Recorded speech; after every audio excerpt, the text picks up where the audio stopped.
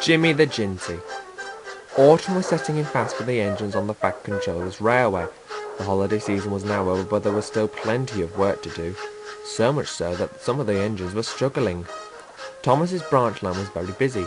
Harvesting kept the engines toing and throwing from quiet little farms and villages to market. Timetables were changed to let neighbours from the quarry to be let through with their stone train, and Percy was often called away to help shunt trucks in the yards on the main line.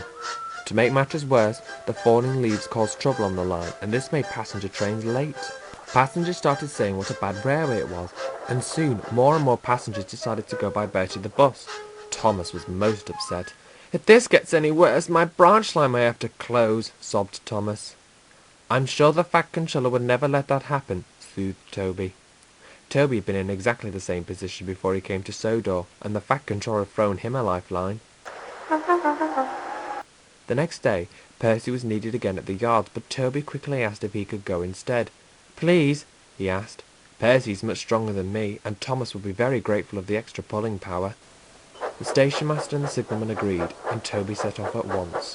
When Toby arrived, he saw the Fat Controller. "Hello, sir," called Toby. "What are you doing here, Toby?" asked the Fat Controller. Toby explained about the change, and the reasons for it. The Fat Controller pondered. How are the passenger services?" he quizzed. "Not very well," said Toby. "We've been so busy, there just doesn't seem to be enough engines." "And I suppose with Percy away working here isn't helping," added the Fat Controller. Just then Edward bustled in. The Fat Controller smiled. "Edward," he announced, "would you like to help out on Thomas's branch line for a few days until I find another engine to help out on the railway?"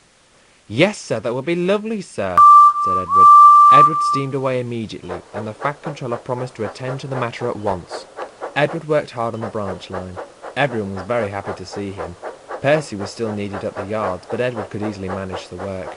They were all sorry to see him go and were worried about the times ahead, but word had gotten round that the Fat Controller had found an engine to help out for a few months, and soon spirits were lifted.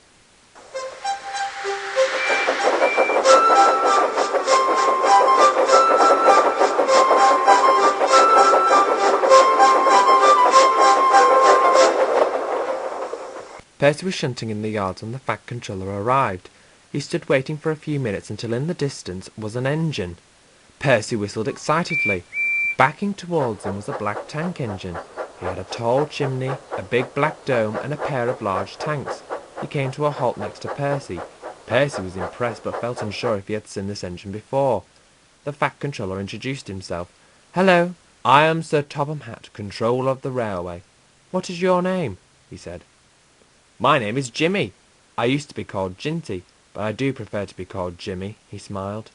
The Fat Controller greeted him and his crew warmly, and introduced him to Percy.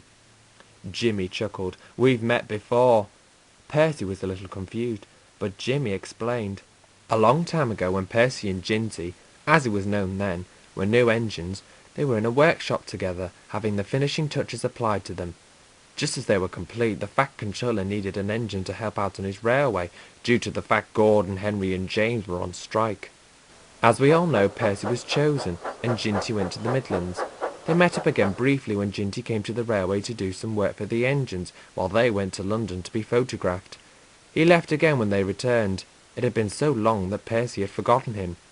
Percy suddenly beamed brightly. "Ginty, Jimmy, it's so nice to see you again," he exclaimed. Soon Percy was showing Jimmy about the yards. They shunted trucks together all day, talking together like old friends, as if they'd never been apart. Later that afternoon, Jimmy was taking on water when Percy asked about his name. "How did you get your name, Jimmy?" Percy said. "Well," replied Jimmy, "I was a station pilot at Euston Station. It was very busy and full of bigger engines than me. All of my class were nicknamed Ginties, as you know. We didn't have names after duchesses or princesses.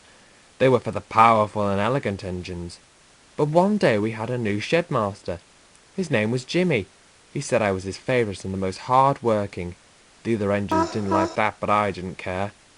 He named me after himself, and all the drivers thought it better than Ginty, so it's been stuck ever since." Percy smiled. What a lovely story. With Jimmy around, Percy was no longer needed in the yards, and went home to Thomas's branch line to help with the work. Jimmy went to the sheds. He was greeted by the other engines, who were all eager to hear about his past. "Please tell us about your life and what you did," pleaded the engines. "Oh, I wouldn't want to bore you. I am after all only a tank engine," he said. The engines pleaded again, and at last Jimmy gave in, and this is the story he told them. But I mustn't tell you any more, or I shall spoil the next story.